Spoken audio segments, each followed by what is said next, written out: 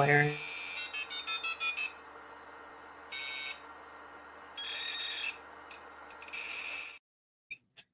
Good evening, everybody, and welcome back to the Josh and Artemis Show. Good evening, guys. Thanks so much for coming back to the show. Yeah, another jam-packed show today.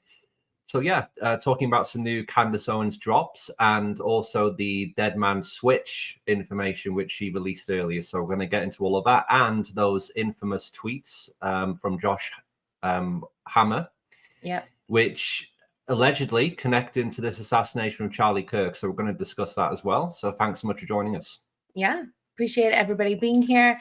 Please make sure to like the show, subscribe, follow us on X, all that jazz. We stream on both platforms 5 days a week, Monday to Friday, 8 p.m. Eastern.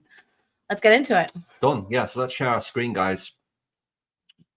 I usually prep this in advance. Sloppy today, sloppy. Okay, so we'll bring this one up first, guys. So this is Candace dropped this early today. So expanding the network. So she kind of briefly talked about this on the show yesterday, I think it was. So she's basically sent a treasure trove of information, documents, texts, emails, I guess, to certain select people in case anything happens to Candace. So this is what she had to say. Expanding the network. Tate brothers, so that'll be Andrew and Tristan Tate, Dave Smith, Max Blumenthal, Tucker Carlson, Mel, who's the village crazy lady, and more will have legal files and personal text messages related to my time at Turning Point, PragerU, and Daily Wire, plus my private conversations with people like Seth Dillon and Dave Rubin. So she's dropping some pretty big names here. These people have my explicit permission to release everything publicly if anything happens to me. Charlie's death and the audacity of the people like Josh Hammer eulogizing him means we must all share information and let the truth rise up like a lion. Yeah, there you go. What? Oh, sorry. Yeah. So what's your thoughts on what she said there? I mean, we kind of talked about this briefly yesterday, guys, as you know. Yeah, well, she's clearly just covering her bases in case anything happens, which is a bit scary, but you know, she was warned basically to lay low, and same with Tucker Carlson after the assassination. So I suppose she's just getting her ducks in a row. Yeah, I mean, and we've said this a few times behind the scenes about Candace Owens, about other people as well, but these people have got a massive target on their back. Yeah, for sure. And to be honest, I mean, we talked about this earlier today as well. The tweet she put out, it kind of puts a target on other people's backs too. Yeah. You know, the names she's dropped here, which I understand what she's doing. You know, she's trying to protect herself and things like that. But, you know, it also puts a target on these other names that she's mentioned here, which I'm sure they're used to. I mean, Tucker Carlson's used to getting abuse. Dave Smith's used to getting abuse. The other people are probably used to getting abuse as well. So it's probably nothing new to them. But with a sensitive, toxic topic like this, I mean, expect more. I guess that's what I would say. Yeah.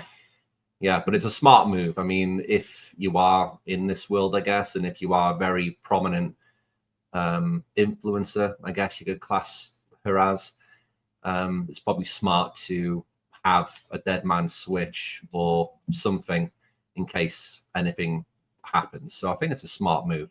Yeah, definitely. Ultimately, for sure. Yeah. But yeah, we'll get into some more context, I guess, from the message, because she did drop something on her show today. So we do have a clip from the show. Not that one. That's the tweet. This one. Yeah. This one. So this was from her show today. So this is all alleged, of course. It's not actually fact, but as Candace Owens usually does, she does usually bring receipts. I know she gets a lot of abuse for not backing up her claims, but if you do actually pay attention to a show and not just the clips which are completely taken out of context, then you know you will know that she actually does bring receipts eventually, and she did a couple of days ago. So don't be surprised if more drop about this as well. So this is what she had to say. So Candace Owens claims and says Tucker Carlson can confirm After Charlie was assassinated, she and Tucker Carlson received calls from people telling them to lay low because they might be next. So we'll play this clip and then we'll have a discussion as usual. But yeah, thanks for being here, Jack. And yeah, thanks for reposting the show. Appreciate it. Thanks so much, Jack. And Conundrum. Will Conundrum as well. Nice to see you, Will. So yeah, we'll play this. Kirk lost his life because he really pissed off the trans lobby. It terrifies me to think that on the day that Charlie died, I got multiple phone calls from people who said that me and Tucker should lay low because we're also on the list. And they never told us who specifically told them that, by the way. Now I'm wondering why they never told us who specifically told them that. I called Tucker. I'm like, are you hearing the same thing I'm hearing? If they're saying that we're next. And now I go, was that supposed to be a threat to me and Tucker?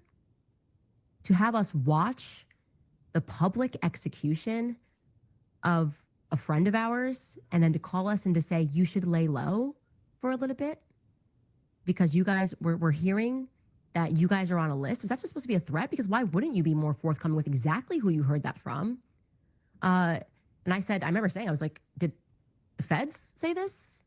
Who said this specifically? Because why aren't they calling me and Tucker? Why am I calling Tucker and telling him about this? And I did. He will tell you that. The day that Charlie Kirk was shot, this really happened. And I'm coming out of the grief stage and realizing I think that was an element of this. To send a signal, to shoot him in the throat, right? To say, we took out his voice and we will take yours out too. And that's terrifying and that's real. And these people that we are fighting are dangerous. Yeah, I mean, what's your thoughts on that? Yeah, well, like I said before, I think it's just it's a form of intimidation to shut people up who are going against this narrative that they're so desperate for the public to believe. Believe the FBI narrative. Don't question anything. You know, if you do, you're a lunatic. You're crazy. You're, I don't know, all the names in the book. Like you're supposed to block them and just not listen to any other opinion other than the official narrative, which guess what? Like probably 90% of the people aren't buying. So, I just think that these people are brave. Anybody talking or leaving comments, not even, influencers, like anybody who's openly talking and having discussions about this, going against the narrative. I think we're all brave for discussing it, but I think it's so necessary because it is BS and we shouldn't be buying it. And we need to fight back and actually demand the truth. The public deserves it. I've said it like pretty much every show, but the public deserves the truth. Yeah, I mean, I completely agree. It is a warning. I'd be interested to hear what Tucker Carlson has to say about this as well, because she did name him. She spoke to him. So again, I mean, I'd like to hear what Tucker Carlson's point of view would be with what she said, but I'm guessing he would probably back it up as well. But yeah, like you've said, that it is, this is a warning. Tucker Carlson, Candace Owens, other people are starting to ask the right questions, in my opinion. This is what happens when people start to ask the right questions. Things get dangerous. Threats get made.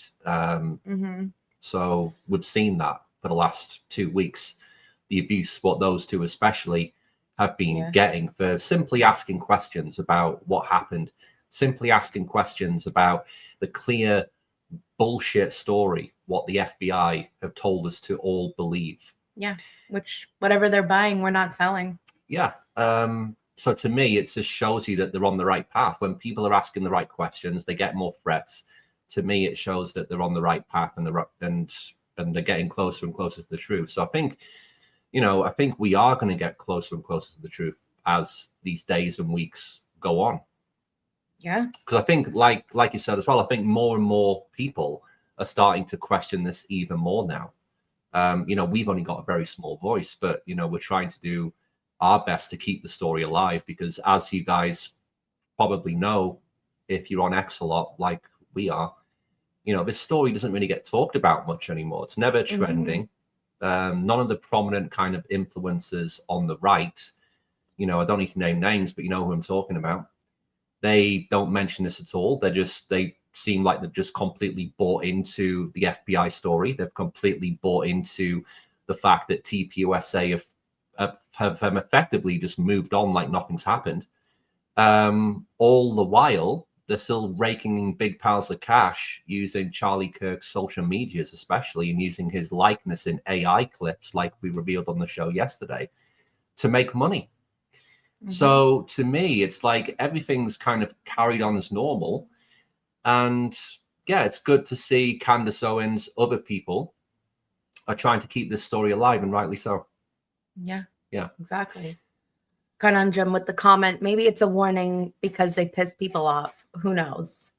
Could be. Probably. Could I be, mean, because they're poking the bear, but that's what happens when you are seeking the truth and people don't want the truth to come out because they've told so many lies that they can't keep up with them, and they don't want to be pressed for the truth because they don't even know what lies they're telling anymore. But as we say on the show pretty much every time as well, the truth always comes out. So you may as well just speak the truth. It's true. Nah, you have a man voice, eh? Yeah. Yeah. Well, I got called a leftist lesbian. You did get today. called a lesbian today. So the attacks are starting to come even on our small platform. I'll take it. I'm like leftist lesbian. A leftist lesbian as I'm sitting next to my husband. Whenever we get into an argument next, that's what I'm using to come back. You leftist lesbian. You leftist lesbian. Yeah. I just laughed it off. I mean, it's funny. I'm like, as I'm sitting next to my husband, but okay. Crazy. Anyway, let's move on. We've got some more clips to bring you guys. So go on the next tab, I think. Well, we skipped over this one. Yeah, but I think there was something in relation to. No, it's not that. Yeah, so go back onto the tweets. The Josh. These tweets, the hammer tweets. Hammer time. Hammer time. Yeah. So these. Yeah. So gives you a bit of context here before. Well, let's scroll down first, and we'll bring you the tweets just to give you an idea of what we're talking about in case you haven't seen these. So people are trying to connect the dots with Josh Hammer, that he had something to do with Charlie Kirk's assassination because of these tweets. So specifically, the one which he dug out from Donald Trump, which was from 2013. And he posted this on the 9th of September, which was a day before the assassination, of course. So Donald Trump's tweet read, should be public execution for all to see. You will end this bullshit fast. And then Josh Hammer quote tweeted it saying, based. I mean, where did he find the time to get something from like 12 years ago? Well, he probably had it and quote tweeted, I guess, but it's a random thing to bring up. It is. And then the second thing, I was given access to this letter a few months ago. I read it at the time. As I've been saying repeatedly, Tucker, Candace, and other bad faith actors are lying through their teeth about Charlie and Israel. And that was on the 29th of September. So I've seen what people are saying about this. Personally, I don't think these tweets have anything to do with the assassination. There has been some other examples which we didn't bring up on the show, but some people left them in the comments, I think, of Candace's show today, or when she posts her show, she gives like a breakdown of what she's talking about. And in the comments, there was some comments from other people around the same day, but people who are more associated with Candace Owens. Like there's a guy called Milo, who is a prominent kind of influencer as well, but he posted something similar. I think it was on the same day, actually. I think when I looked into this, I did see that people were trying to say that it was in regards to that girl that was stabbed on the train arena. But it's just the timing. And I think like because he's already under scrutiny because he was part of the group texts where Charlie said he was abandoning the pro-Israel cause. I think it's just like weird timing. It's a day before. It was already, we've gone through the timeline of what Charlie was going through 48 hours, 24 hours before. So it is weird timing. This is a random tweet he pulled from like 12 years ago. It could just be a coincidence, a very weird one. I'm not suggesting that he had anything to do with his death, but I would need to it's just weird. I would need to see a lot more evidence to say that.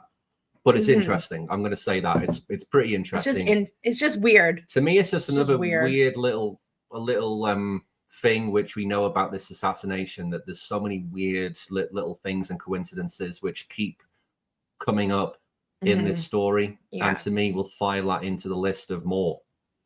And who knows, more might be revealed about Josh. But until then, I'm not going to go down a rabbit hole with no real evidence. It's just a very strange coincidence. But let's go back onto the tweet thing, and we'll read the context as well, because we didn't do that earlier. So if you scroll up. Is this a video though? Yeah, but let's scroll up. Okay. So this is like a timeline of the events, I guess. So Josh Hammer treachery, question mark. So fact, Josh Hammer randomly dug up a 12-year-old tweet about public executions the night before Charlie was assassinated. Fact, that same night before the assassination, Josh Hammer told us he had a meeting with Charlie wherein he claimed Charlie hadn't changed his mind on Israel. He neglected to say anything about Charlie's group chat statement from the previous day. Fact, Josh Hammer was in the group chat where Charlie admitted he was going to have to abandon the pro-Israel cause. Yet Hammer remained completely silent about this and called Candace Owens a liar for claiming Charlie's stance on Israel was shifting. Fact, I think of saying fact. Fact, Josh Hammer knew about the letter to Netanyahu, but remained quiet and let others break the story. Why is Josh Hammer calling people liars for making true claims while remaining silent on key pieces of insider information himself that refute his own claims? Watch Josh Hammer tell you about being in the group chat and tell you Charlie wasn't shifting his stance. This is now confirmed to be untrue. And it turns out Candace Owens was telling the truth. Why did Hammer lie about Candace and not produce this information himself? Well, let's see the video, because I haven't actually seen this, so I'll be interested to see it. And it was really only over the past, I don't know, year and a half or so that I would say that we became closer. I started going on his show, the Charlie Kirk Show, a wildly popular podcast and radio show. I started going on the show more often, and we started talking very frequently. He formed a small group chat. There were probably 7 or 8 of us total in this group chat there. He called it his brain trust for thinking about Israel, for thinking about Jewish-Christian relations. He was very concerned about rising anti-Semitism. This is something that he was an adamant opponent of. It is Charlie, if you look at campus talks for the past couple of years, he wasn't just getting asked about Israel. He was not just getting asked about two-state solution, about Gaza, borders, all this stuff there. No, he was getting asked about like the Talmud, which is crazy. And he actually was able to provide very good answers, better answers than probably 98% of Jews probably could offer there. So we talked a little bit about that sort of stuff, frankly. But above all, we really strategized about how to turn back the tide against rising anti-Semitism and anti-Israel sentiment on the American right in Republican Party circles among young Gen Z conservative activists there. And it got to the point where these campus talks that Charlie was doing, give or take, these are his words, not mine, he would say that roughly half, 50% of the questions that he got asked were all on Israel, Jews, which first of all is disturbing. It's mind-boggling. It's frankly disturbing. That is not a sign of a healthy society. So that's sobering in and of itself. But because of that, he did organize this Zoom call the night before he tragically was murdered. So the Utah Valley University event where he tragically was killed, just a day that will live in infamy, to borrow the FDR phrase from many decades ago. So that was supposed to be the first of a series of events. Supposed to be the first launching a campus tour. So basically, before he set foot at the first event, he wanted kind of an hour-long kind of prep call. So it was me, a right-wing rabbi friend of mine who lives in Jerusalem, Pesach Wilicki, a couple of his producers, and there was one Christian pastor. And that was basically it. And Charlie had a list of questions. How do I respond when the students ask me about starvation, famine, genocide, borders, two-state solution, this, that, there. But the mere fact that he was seeking our counsel, and we communicated on a virtually daily basis through this active group chat and one-on-one, the fact that we were doing that, along the fact that he had that particular Zoom call with people like me the night before he was killed, I think really profoundly calls into question this narrative that he was getting ready to renounce his well-established lifelong support for the Jewish people, for the state of Israel. Oh, guy's a friggin' idiot. But anyway. Yeah, I mean, as we know, guys, Charlie Kirk did abandon the pro-Israel cause. Mhm. That's a fact. Yeah. So, again, it's just, TPUSA. I know this guy isn't TPUSA, but it's TPUSA and Friends, as I like to call them. It's like adjacent. Yeah, it's TPUSA and Friends to me. And, clearly they're trying to misrepresent him again. And it's so weird because so what if Charlie was leaving the pro-Israel cause? Like, why is that such a problem? He's America first, or he was. Sorry. Do you know what I'm saying though? Like, why is that such a problem for people? If he's pro-Israel, fine. If he's not pro-Israel, fine. He's literally, he's not even a fucking Israeli, right? So I don't get why Josh Hammer, why all of these other people are trying to twist his words into saying that he's pro-Israel, unless there's another agenda at play here. Yeah. Right? Follow the money, guys. That's the only explanation to this. Mhm. Because otherwise, if it wasn't an issue, they wouldn't be doing this. They wouldn't be lying. They wouldn't be misrepresenting his words. They wouldn't be, stonewalling questions. They wouldn't be calling people who ask these questions and are questioning people like Josh Hammer, Andrew Colbert, TPUSA and Friends. They wouldn't be calling them crazy or telling people that, they should be cancelled and you shouldn't listen to what they're saying. Mm-hmm. If it wasn't such a big issue, they wouldn't be doing that. But for some reason, it is, right? And it's difficult to ignore it because clearly it's a problem for these people that Charlie Kirk wanted to abandon the pro-Israel cause. Mm-hmm. And look what happened, guys. I mean, the timeline of events, those texts, what Candace Owens dropped, that was 2 days before, right? And then the next day, what happened the day before? We talked about on the show. So 48 hours before his death was the group chat where he said he has no choice but to abandon the pro-Israel cause. The day after, so the day before his death, he had told 3 different people who for now remain unnamed but have it in writing, that he was fearful of his life, that he genuinely thought he was going to be killed. And then the next day he was killed. So again, make of that what you will. I did see another post. I don't know if we actually brought it up on here, but it sort of goes through similar things. So let me just have a look here. I don't think you brought up the other bookmark. What was it? Oops. Yeah, this one. Okay, yeah, let's bring that up. Did I not bring that up? I thought I did. No. Okay, my mistake. All right. I love Where it says here, I don't know if this is the same Zoom call that Josh Hammer was just talking about. I think it is. It probably is the same. A day Zoom before call. his death.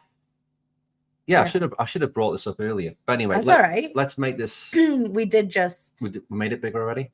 This is the biggest it goes. Yeah. Okay. So this is from Candace Owens' show as well today, guys, which we should have talked about. Well, it ties into what Josh Hammer just said, so it's fine. It ties in. So on September 9th, 2025, so this would have been what he joined the Zoom call. What Josh Hammer's talking about for sure. Exactly. On September 9th, 2025, so the day before Charlie was killed, Charlie Kirk joined a Zoom call to prepare for anti-Israel challenges on his college tour. This call included Rabbi Peshash Walicki. Is that how you pronounce it? Walicki. Advisor.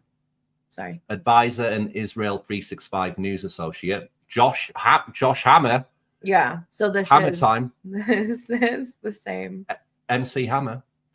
Newsweek editor and commentator and a few unnamed Turning Point USA producers. They discussed Kirk's pro-Israel stance amid tensions with donors and conservative critics. Candace said around the same time during the Zoom meeting, Charlie Kirk was texting people telling them they are going to kill me. So let's hear what she has to say about this. Yeah. And then we're supposed to believe that he had that dramatic switch. So he went from, I'm done, to like, hey, love ya. How can I be of more service to you? And then in that exact same day, he was texting people saying they are going to kill me. On the same day that he's on this Zoom call, this is a fact, this night Zoom call, as Josh says, it was at night, or the New York Post reported, I think, right, that it was at night, that at the same time, that same day, he's texting people saying they are going to kill me. And we are supposed to deduce from this that by they, what he really meant was Tyler Robinson. He meant they, them, duh, like a non-binary person or a trans person. Obviously. They were going to kill him. That was what he had a feeling about. And everything else is just completely irrelevant. He just had a sense, a premonition that a trans person. That a trans person was going to kill him. Yeah. I mean, it's spot on. Yeah. Do you really think that he was texting about Tyler Robinson? That's who he's fearful of getting killed? I mean, let's get this straight, guys. I mean, does anyone actually believe that Tyler is the fucking shooter at this point? Come on. Of course he's not. Him or his trans furry boyfriend. Like, there's no way. There's no way. I'm sorry. I think that There's they could have been used as decoys, as I think, and I said this a few weeks ago, that several people in the crowd were probably decoys, including the old man who dropped his pants and said, I did it, shoot me. Shoot me. Got his dick out. No, he didn't get his dick out. I thought he did. Did he? I thought he did. I don't know. I thought he did. Allegedly. I'm not sure. But either way, including that man who, by coincidence, also had child porn on his phone. Coincidence, yeah. And now remains, out of sight, out of mind, right, guys? Because and also George Zinn, who's turned up to multiple big events in the past as well. Yeah, we did cover that on a show before, guys, like a week or two ago. Feels like ages now, but yeah, we actually did kind of go into more detail as to what other events Mr. George Zinn was attending across America. Like, this guy can travel, to all these big events, causing disruptions, not a spy or anything at all. Yeah, nothing weird to see. It's still weird to me how he was even at that event specifically. I mean, he's an old man, but unless you've got a daughter or a granddaughter who's going to university there, what the fuck's George even doing there in the first place? He wasn't a Charlie Kirk fan, so it's not like he's like, I'm just gonna go anyway. It makes zero sense for that guy to be there. I guess that's something we'll probably find out more about George Zinn. There's probably some more information about George Zinn coming anytime, in my opinion. Yeah. Got a comment here from Medical High. Yeah. Someone paid witches to curse Charlie to die, and it freaked out Erica, and she got priests to pray over him the day before he was killed. That's why he texted that before his assassination. I did see that story. We did see that. I didn't realize that was the day before his death, though. I did see that story about the witches. I wasn't sure what to make of it, to be honest.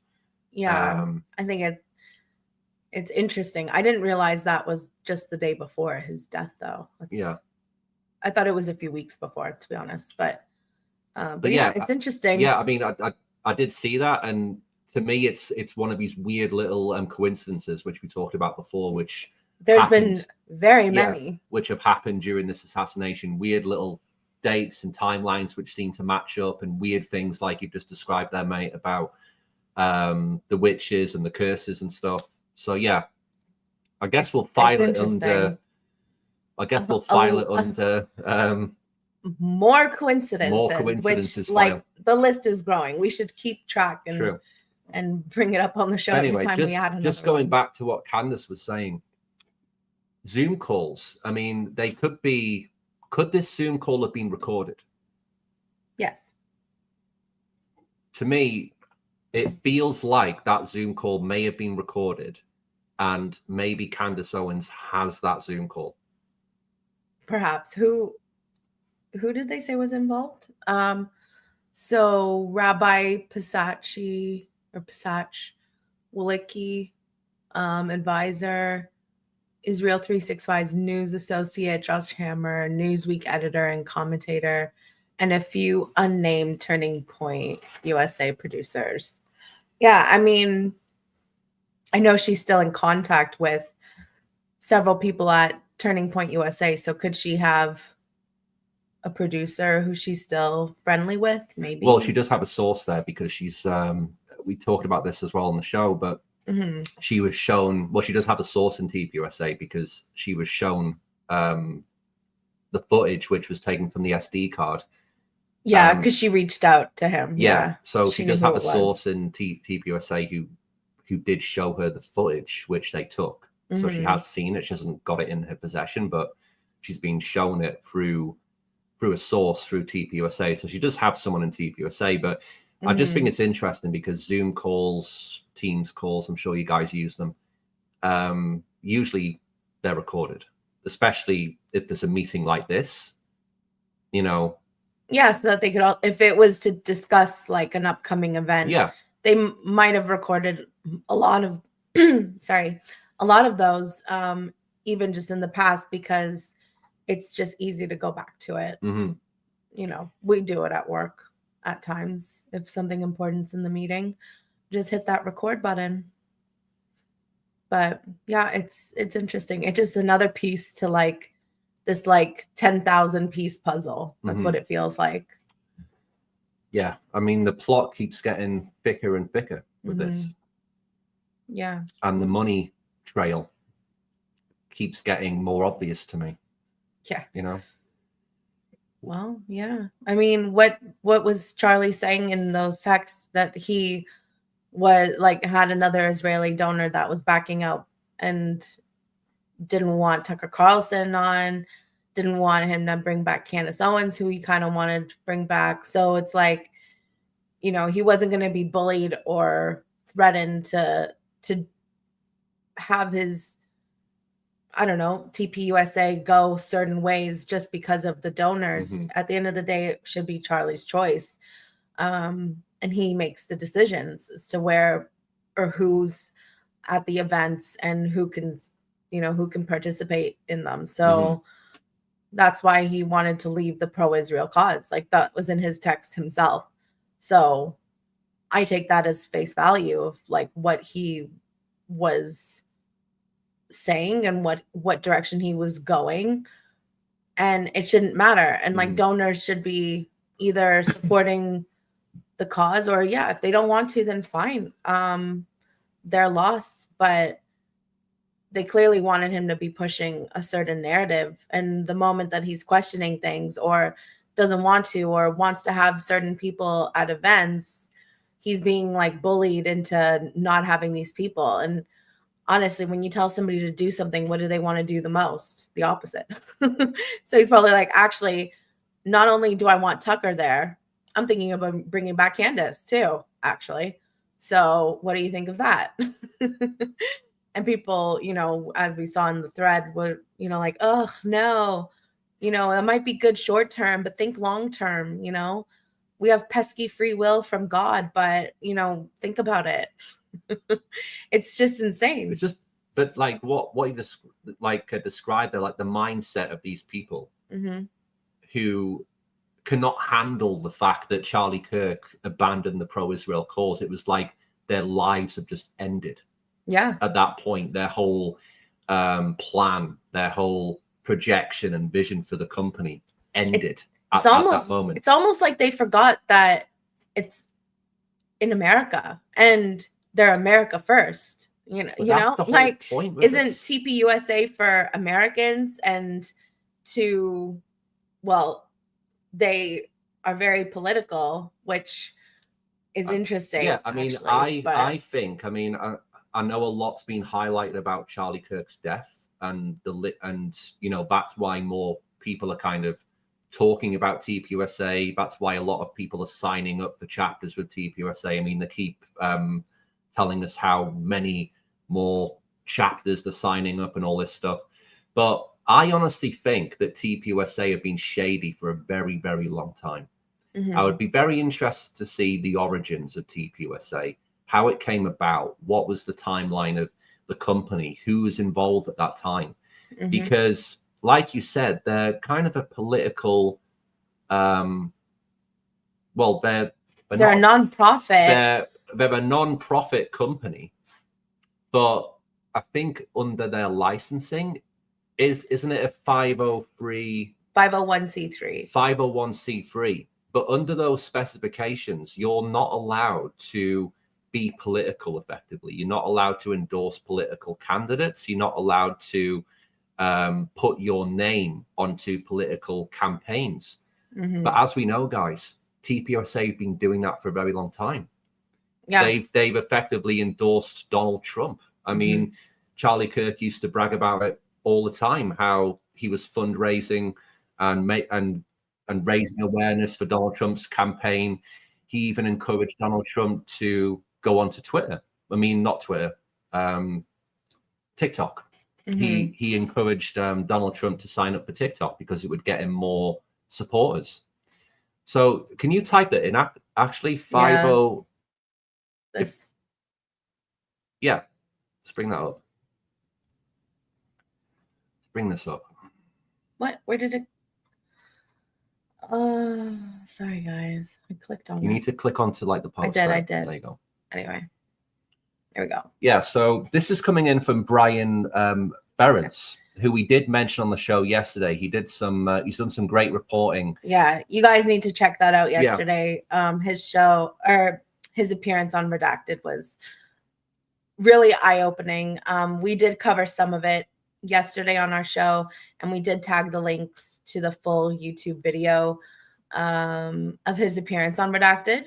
He was really great, very insightful, and that's what kind of sparked us and our curiosity to sort of look into this as well. I mean, I'd like to get Brian on the show at some point, to be honest, and go into this in more detail, because he does follow us now. So Brian, if you're watching, come on the show, Brian. Come on the show. But yeah, I mean, I would like to hear his kind of take on all of this, to be honest. But yeah, we'll read you this tweet he put out. I think this was from a few months ago as well. It's not even a new tweet. So if you go into the date, March the 15th of this year. So he's been reporting on TPUSA for a while. And yeah, so this is what he has to say.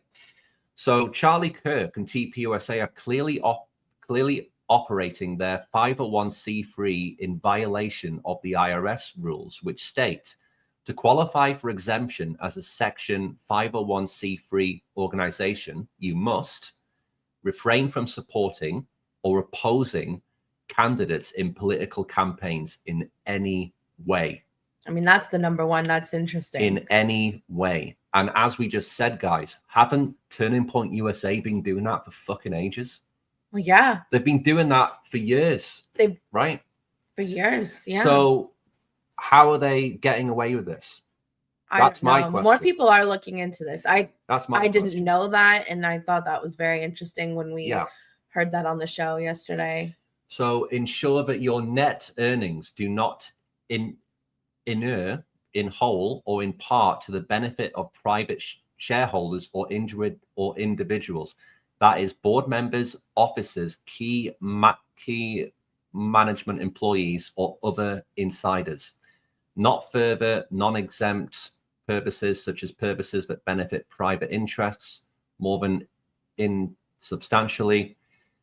Not to be organized or operated for the primary purpose of conducting a trade or business that is not related to your exempt purpose. So they violated all of that. It is interesting. It is interesting. They violated all of this. Again, the plot thickens. And again, this is pre-Charlie Kirk's death. So was Charlie Kirk a bit shady as well, guys? I don't know. Right? That's what it's looking like to me. I mean, I'm sorry that he was killed and stuff, but, you know, I don't like liars. You know, I don't like lies. And to me, this is manipulation again. It's, you know, it's very strange. They are taking the piss. if it's a clear violation, why? And they endorsed, Trump his first term. So, I mean, this has gone on for quite some time. Why isn't the IRS ever investigated that? They're a large company. Yeah. Like, you would think that they would have known. And I mean, Trump, like, what I don't.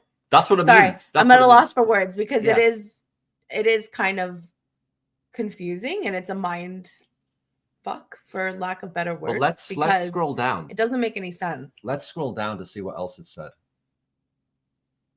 This. So, not devote more than an insubstantial part of your activities attempting to influence legislation, or if you made a Section 501H election, not normally make expenditures in excess of expenditure limitations outlined in Section 501H. Not provide commercial type insurance as a substantial part of your activities. This goes deep, guys. It is quite This goes deep. It really does. Click on that article. Let's have a look at this. Grok-free deep search exposes Turning Point. Turning Point Action and COO Tyler Boyer, who's now the CEO of Turning Point Action. According to the deep research conducted by Grok-free, which is hailed as considered revolutionary, it was Grok 4 now, right? So this was in February, so it was before Grok 4. Okay, so go down. That's just explaining what Grok-free is.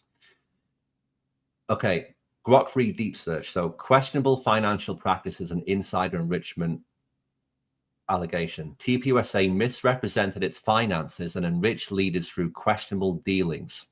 Audited by a firm tied to co-founder Bill Montgomery. A 2020 ProPublica investigation found TPUSA's audits came from Montgomery's former business associate, raising independence concerns. Leaders like Kirk and COO Tyler Boyer received significant payments via related entities, with $1.2 million in contracts to insiders from 2016 to 2018. So the sources, Spies, Mike, and Pearson, Jake. At this Trump-favored charity, financial reporting is questionable and insiders are cashing in. So that's the article. It's linked in. Sexual misconduct. Sexual assault and misconduct. Yeah. TPUSA failed to address sexual assault and harassment at its events, creating an unsafe environment. Honestly, TPUSA need to be questioned more, and they need to be. Clearly, it's a shady organization, guys. I mean, we didn't even know this. Reacting to this live. Yeah, I didn't read through all of this, to be honest. My mind's kind of blown right now. I'm not sure how to feel about this. So TPUSA failed to address sexual assault and harassment at its events, creating an unsafe environment. So this is from the Washington Examiner in 2018. That former staffers knew of 2 or 3 assault allegations since 2012, often in TPUSA-funded hotel rooms during summits, e.g. 2017 Student Action Summit. Witnesses described inadequate supervision and unreported incidents. Note, TPUSA cited privacy concerns and claimed adherence to protocol, but didn't confirm specific actions. Allegations against Turning Point TP Action, illegal campaign activity during the 2016 election. Allegation. Go. Yeah. Go up. Okay. TPUSA, a 501c3 nonprofit, barred from political campaigning. Yeah, so this is what we're saying earlier. Yeah. Barred from political campaigning, allegedly coordinated with Republican presidential campaigns, including those of Ted Cruz and Marco Rubio, violating tax-exempt status rules. Yeah, they fucking did. So it's linking an article in. Jane Meyer of the New Yorker reported in 2017 that TPUSA founder Charlie Kirk emailed pro-Cruz Super PAC officials to send student volunteers to South Carolina, while Jeannie Thomas, wife of Justice Clarence Thomas, requested students distribute Cruz placards in Wisconsin.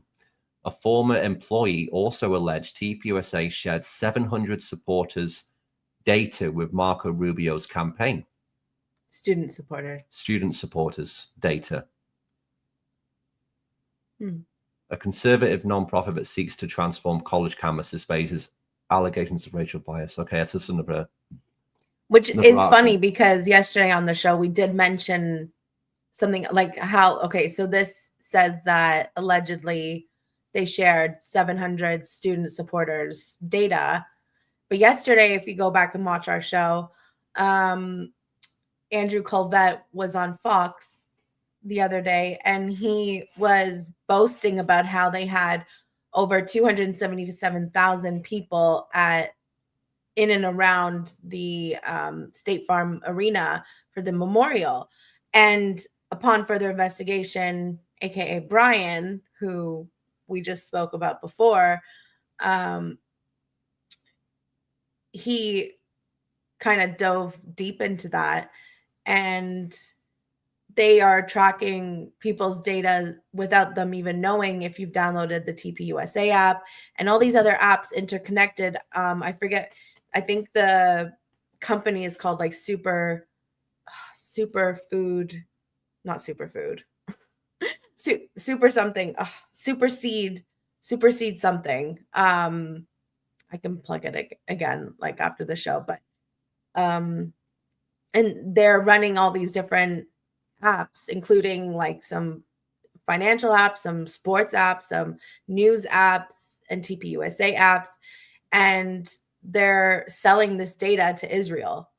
It's publicly available, and there's even a FARA request that has a huge list of different churches where what they want to do. They want to target the people. They want to pay professors. And let's bring that up. I'm sure if you type it in on X, it'll come up. Just type in FARA, Israel. I'll do it. It'll probably come up. There. That's it. Yeah. That's it. Bring this up, guys. Very interesting. That's small. Hold on. Let me open this in a new tab. That's a little better. But yeah, this is real. And it's like, I think even Ian Carroll was covering this on his show. But we didn't have a chance to watch the full thing. He had like a 15-minute clip if you guys want to check that out. But basically where it clearly highlights that he's gonna like that they want to pay pastors and professors. They want to target people who are at these specific Christian churches. And this is all from Israel infiltrating to be using propaganda and like having these pro-Israel displays outside of his churches. Like, it's very strange. And to me, that seems like it would be illegal in some way, because why are we accepting propaganda from another country? Yeah, this is to infiltrate churches and professors at what universities? That's another question. Can we bring up the so this is where you have to Show Faith by Works LLC. Yeah, but if you go back onto the tweet you brought up before, if you scroll, come off this, click X, and then scroll down. Here we go. Here you go. Yeah, this is what I wanted to see. That's what I wanted to see. Oh, right. Village Crazy Lady. Village Crazy Lady, who's one of the people in charge of the Dead Man Switch, okay? So Israel's plan to win back the Christians. So according to new FARA filings, Israel has just hired a California firm to conduct the largest Christian church geofencing campaign in U.S. history in order to target evangelical churchgoers with pro-Israel and anti-Palestinian messaging. Mm-hmm. So let's click on this. Can we zoom in a bit? Yeah, I'm going to. So combat low American evangelical Christian approval of the nation of Israel. use biblical arguments to highlight the importance of Israel and the Jewish people to Christians, educate Christians on the historical importance of Israel and its significance in the region, increase awareness of Palestinian ties to Hamas and support for terrorism within evangelical populations, counter new and evolving pro-Palestinian messaging as the global narrative shifts.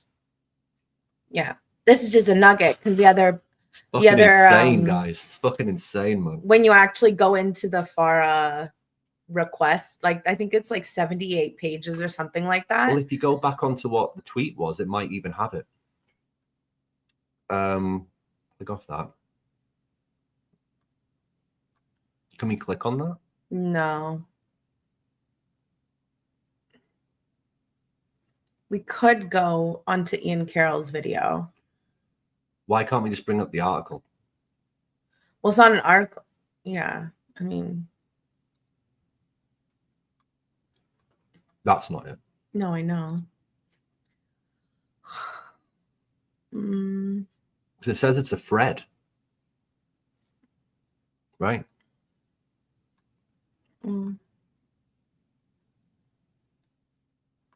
But where's her thread? It does say it does have the little thread.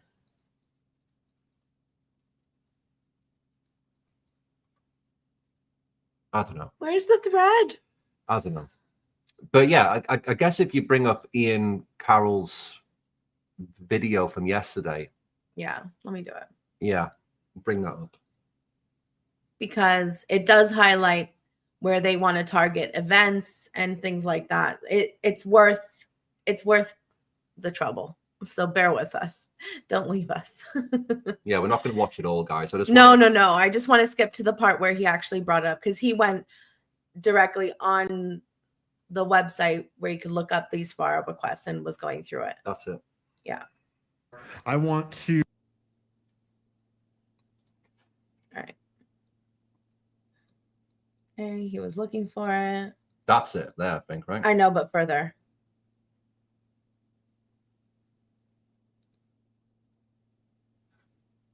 That's it. This might be. Yeah. Yeah, that's it. Target with app. Sorry. So this is what they're going to be doing. So largest geofencing and targeted Christian digital campaign ever. Geofence the actual boundaries of every major church in California, Arizona, Nevada, and Colorado, and all Christian colleges during worship times. Track attendees and continue to target with ads, which is what they're doing. That's what they did with the Charlie Kirk Memorial, aka the fucking fireworks show. Geofence our own events and other Christian events continue to target Christians with effective ads and calls to action. Created and collated social media. Distribute through our social media channels and targeted Christians. 4-week web development timeline, creating logos, themes, content, and the website's product security to prevent attacks. Constant content uploads and web data hosting, on-call maintenance, redirect all web traffic to friendly sites based on key terms, ensure that website is the top of all search results. Can't make this up. Prioritize their information to keep them. Yeah. I mean, what's your thoughts on that?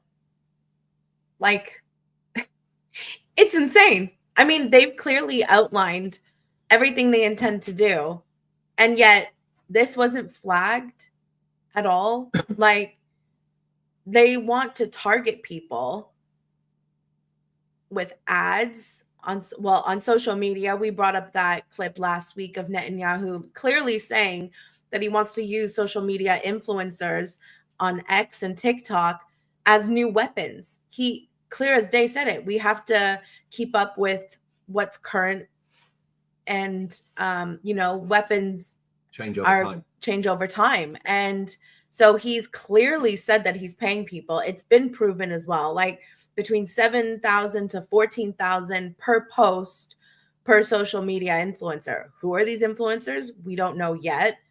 We have some suspicions as to a couple. Yes, I'm sure we can all guess, you know. This is already happening. And even on TikTok, Candace brought this up. We don't really use TikTok, but apparently the juice box emoji is going to be banned on TikTok because it sort of sounds like Jews. I didn't even know that people were using a juice box emoji to say Jews, but apparently they are. I don't know. So apparently they're going to start banning emojis. I don't know, but the point is that they're already doing this and they're going to continue to do this. And now they're also targeting people going to church and at events and tracking them, using their data, selling their data to Israel, and also to make sure that you have ads that are Israel friendly and that make sure that their websites are on the top searches. Like, what the hell is going on? Is this Israel or America? And here's the bigger question. Why is Donald Trump allowing this? Exactly. Why is Donald Trump, who is the president of the United States, why is he openly allowing a foreign nation to control the population? That's treason, right? Let's call it what it is. Yeah, Donald Trump is committing treason on the American people right now. That's literally what he's doing. He's violating the First Amendment in some ways. He's violating it. He's literally allowing a foreign country to take control of his own nation's population. And if you call it out, you'll be an anti-Semite, right? Oh, well, you should just be concerned. And anybody and we've also seen Pam Bondi try to bring in all these new hate speech. I mean, she mentioned that a couple of weeks ago. She's talking about hate speech. We've seen social media control. We've just brought you this news now. Even months ago, wasn't Harvard University? Do you remember that story where Trump was going to stop funding? If this is my memory is not as it used to be, but it was several months ago about Harvard University. He was going to cut their funding if they weren't going to be pro-Israel. Do you remember that? Yeah. I don't remember all the details, guys, but I remember the article. But I do remember that did happen. And he was threatening to cut their funding off unless they were going to be pro-Israel. And they stood back, and I think a few universities pushed back as well. But it's just why are we pushing so hard to be pro another country when even Trump has said America first, make America great again, but is so focused on making sure that everybody is pro-Israel? It makes no sense. It just paints an even broader picture of what's been going on and what's going to keep happening, and it's scary. I'll just say one thing. If you go back to yesterday's show and you click on the link for Redacted on YouTube, they do go through a list of every app that has your data. If anybody's downloaded any of these apps, especially in America, some news apps, TPUSA app, you can request to have your data removed, and they do legally need to do that. So if anybody's watching right now, there's over 200 people. If any of you have downloaded any of these apps, I highly recommend to just go and check yourself and request that your data is removed, because who knows where your data is going? Somewhere in Israel, somewhere, wherever. Maybe you're already seeing some ads and you didn't even think twice about it. I don't know. But I would be very wary of downloading apps. I mean, let's face it, every app is collecting your data, but they're not necessarily all selling it to Israel. Mm-hmm. But these apps are confirmed to be doing that. So anybody watching, I would highly recommend to do that. But I just can't believe that Donald Trump's allowing this to happen. I honestly can't believe that he's allowing this to happen. Who's approved this FARA registration request? Why would they do that? That's what I also want to know. But again, where's all the Trump fanboys calling this out? Where's all Where's all the big fucking Trump influencers like Cat Turd or whatever he's called? That, you know, that cat turd guy. Like, you know, where's he? Where's Matt Walsh? Where's Libs of TikTok? Where are all these people? Like, to me, if this was in the UK, for example, and you know, and it got revealed that a foreign country was manipulating the population and paying influencers in the UK to spread pro whichever country it is, pro any country, it would, like, people wouldn't let that go. But for some reason, Americans are allowing this to happen. The country of freedom of speech, the country of the First Amendment. Donald Trump, apparently the most America first guy of all time. He's openly allowing this to happen. How? Why?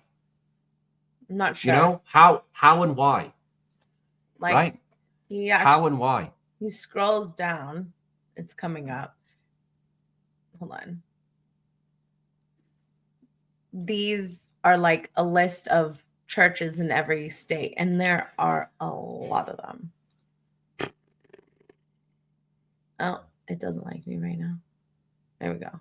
And they also have, they have a list of all of the churches that they are targeting with this digital geofencing, meaning they put down a digital fence in their application around the church building, and any device, any cell phone that goes inside that geofence, they track that phone, and they track your data, and they track your movement and your activity.